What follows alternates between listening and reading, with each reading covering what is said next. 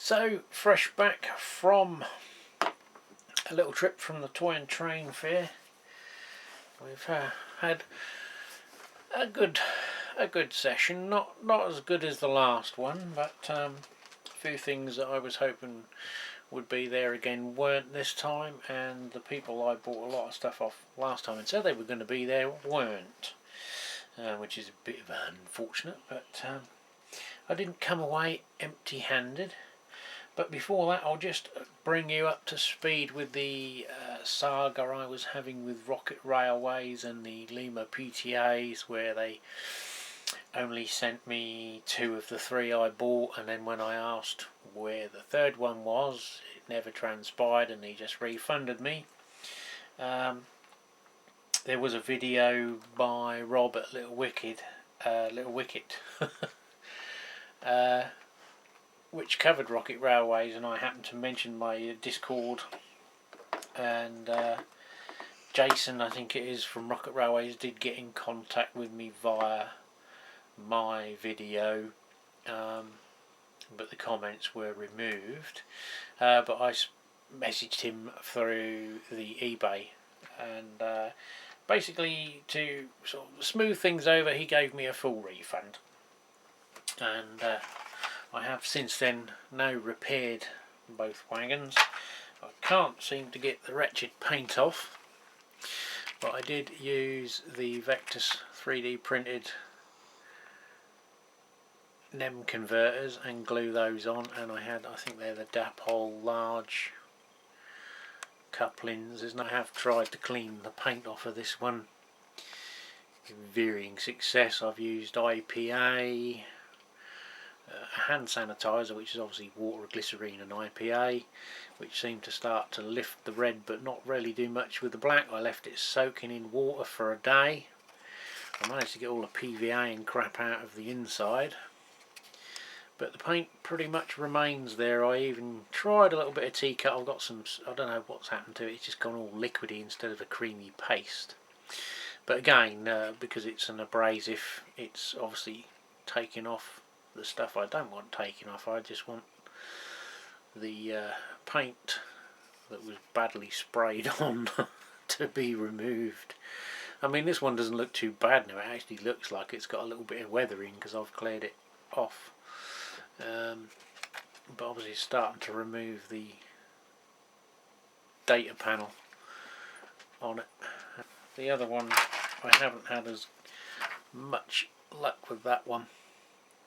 I don't know what it sprayed with, whether it was done with an acrylic or an oil-based paint, but either way, it's not having much progress. I've cleaned it up a little bit so you can start to see the symbols underneath the muck, which is probably about the level you want it. But it just, you know, when you look at it, you can see it's just splattery spray rather than weathering. But other than that, yeah, we've got them sort of back. It would have been nice to have had the 3, but there we go. But at least I haven't paid anything for these now, so it's sort of compensated for the work and effort I've had to put into them so far to get them right.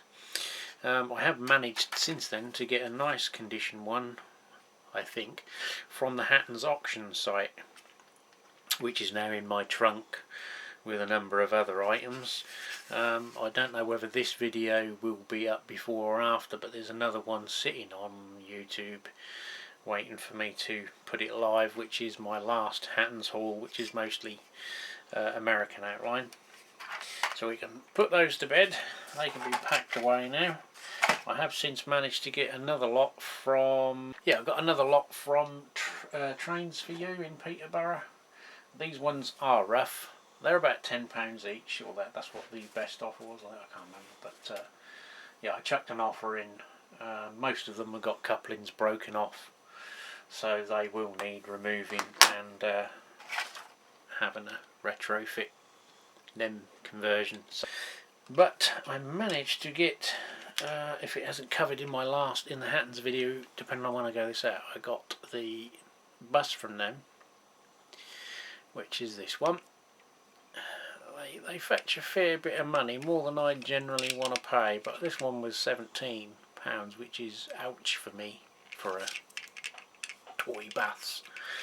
But there is another one, even rarer, and one did pop up on eBay for £24, including the post, which is cheaper than a couple of others that have appeared on there, well, still are on there. So I now have the other route as well. And my wife bought that for my birthday coming up in July. So that one was 24, but obviously I own it because I haven't paid for it. Because I'm too tight to spend 24 quid on a tiddly little bus. So let's get on with the haul from the Toy and Train Fair. So first port of call was I think it was the same people I bought that in the built model that needed rebuilding, which was another one of those. They had them up for £12, which is a little bit, you know, for old stock, a little bit steep. But they reduced it to £8, which is, you know, I mean, it's still an old model, but again, it is a sealed one. It is now reproduced by Gauge Master under the Ford Hampton range, and I managed to pick up another one of these. So bearing in mind that they were both £8, £16 from, they're still cheaper than, you know, £7 if I'm lucky to get one. They're making, well, the last one I watched, people were actually paying more for one of these with postage, and then they could have bought a brand new Ford Hampton one. But that's eBay all over. So that's why I bought them, because, you know, if I get them off eBay, I'm going to be paying another £3.35, £4.50 postage on top of the. That gives me my cul-de-sac now. A reasonable result. Certainly, again, cheaper than eBay. And another stall, BBC will like this one. It was a Fowler figure set. I don't know whether they're all the correct ones, but I have seen these ones before because it's got the two builders looking at their plans, which would fit in with a little sort of cameo. So, you know, a couple of the guys looking at the plans, wondering why the hell the Part L and Part F and Part O building regs are coming to force. They'll be fathering them out for years to come. So yeah, they were £4, which is well, cheap for Fowler. These are normally, well, if you're lucky, £9, £10. You know. Well, again, they were another one. And from another stall holder, I managed to get all of this. My dog's fishing around in the bags, thinking there's something to eat. With some various trees. I went for the ones that were sort of a bit more random shaped with the armatures, because I thought, well, even if the trees aren't up to a lot of copper, I can do something with the tree armature. And they were, as you can see, £2.50. Through there was another couple of quid. These have obviously all been took off someone's railway layout, and then some larger trees. They're about sort of 4 or 5 inches. There's three big trees in there for £4.50. They've got the foam scatter on them, or the clump foliage, so a little bit of leaf spray on them will improve them. And the dog's just smacked into the tripod. And he had a massive set of tables. He was doing, oh well, they were sort of mostly Hornby, all the old sort of Hornby Mark 1s and 2s, Southern Green, you know, all of that sort of 1970s and the old riveted triangle stuff that Hornby sort of reproduced with the pull-off bogies. £4.50 for every coach, all the London North Eastern teaks. I mean, I've got loads of those. I was contemplating on buying a couple of them, maybe just to rob the parts off them like the bogies. For a couple I've already got, and I thought, well, you know, there was one bloke selling bogies ripped off of coaches at £3 a pop, so buying a whole coach would give me 2 bogies at £6. So it's cheaper to buy an old coach than it would be to buy the parts, but I left it in the end. So I did get some. I had a couple of these 3 or 4 years ago I bought that were badly painted, badly described, with odd couplings and screws holding them in. Someone's got carried away with the old roofing lead in these, but these are the Graphar Suburban Teak London North Eastern, which I thought would be, you know, behind one of the little tank engines on a little suburban line maybe. You know, £4.50 each, £9 for a pair of coaches, and they're all okay. I think one's got a buffer broken off, which is an easy fix, but these ones do have the correct couplings and all the bits are there that are supposed to be. So other than removing the floating lead that's inside the carriage, and I'll stick some wheel weights underneath there. They're a bit plasticky, so I might try the old Superium or whatever it is that everyone's painting their teaks with. I have bought a bottle of that, so they might be the first ones, because they won't be a dead loss if they turn out a mess. But they weren't too bad for £9. Oh, I pop them, and every layout's got to have the best selling car in the world, isn't it? Which I've got quite a few of them. The cabinet behind you is got an entire shelf dedicated to Volkswagen Beetles and the odd camper van, because I've had all of them. I've still got a Beetle sitting in my garage, a 1968. It's a year younger than me. So on to the next stall holder. It was one I went to before, and I think I got a Ford Cargo or just a Raw Mail van, so I went and got another one because I want to do a Raw Mail parcel force depot. £4.95 for a new one. Wasn't bad money. So I got the last one of them offer. So I've got two of these now, and I've got the Welsh Sherpa van, but I've removed obviously the Welsh bit off of it because we don't speak Welsh around here.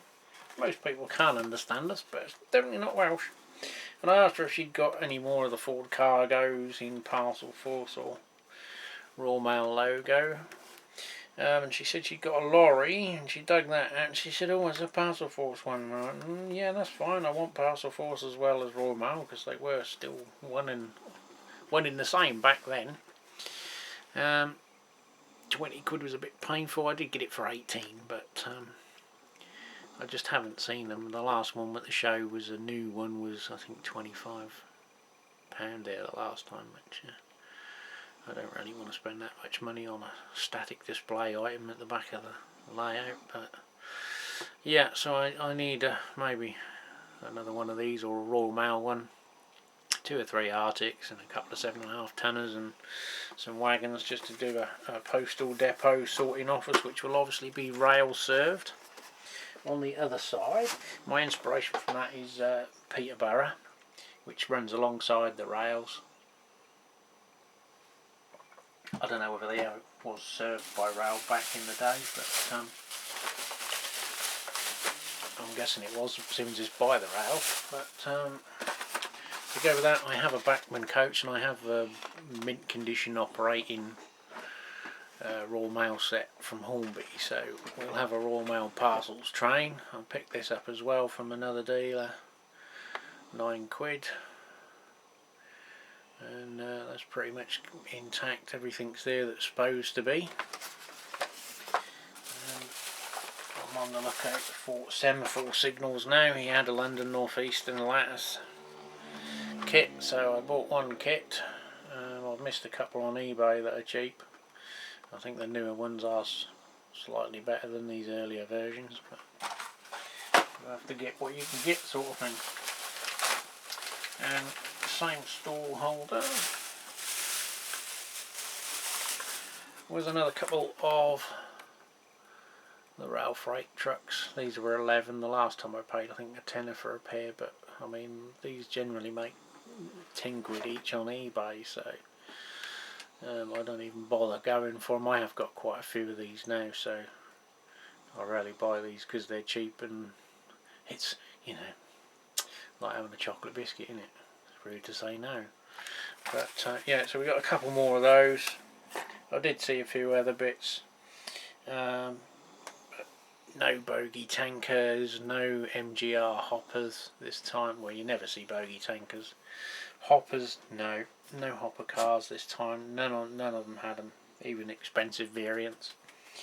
So that was it. Nothing much on the American scene. There doesn't seem to be a lot of HO nowadays, either continental or US, at these twine train fairs. And that was it. I'd had enough walking around. Luckily the person I bought these off left them behind their stall for me to pick up while I was hobbling around on my sticks. So I'd had enough by then and came away. And that's it for today.